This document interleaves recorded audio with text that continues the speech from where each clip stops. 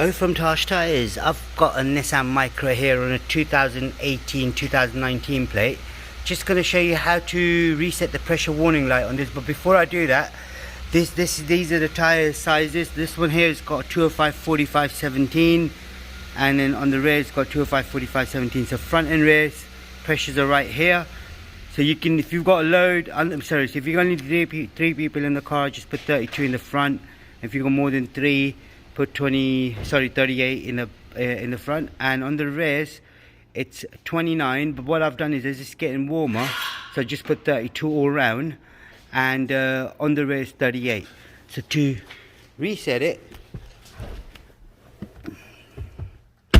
it's quite a simple procedure. So if you've got something like this and you want to reset the tire pressure warning light, I'll show you which one it is. If I switch the ignition on, and as you can see, it was just right there next to number 7 ABS. That's the pressure warning light. That's what we've got to reset. You switch the ignition on. You can even start the car up if you want to, but all you then do is I'm just gonna close the windows for less interference.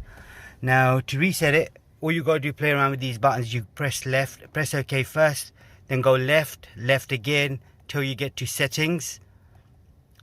Once you get to settings, press OK. You scroll right down all the way to tire pressure.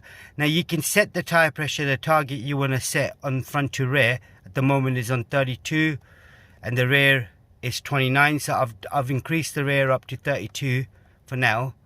So press OK and then calibrate. Once you've done the calibration, it's resetting tire pressure now. So all you then do is drive for about 3-4 minutes over 15-20 miles per hour. That should reset the light, or should reset straight away. Unless you've got a fault with the sensor, it would then not reset. Anything else you need to know, please let us know. We'll try helping you out as much as we can, and don't forget to subscribe to our YouTube channel, like the video. Thank you, goodbye.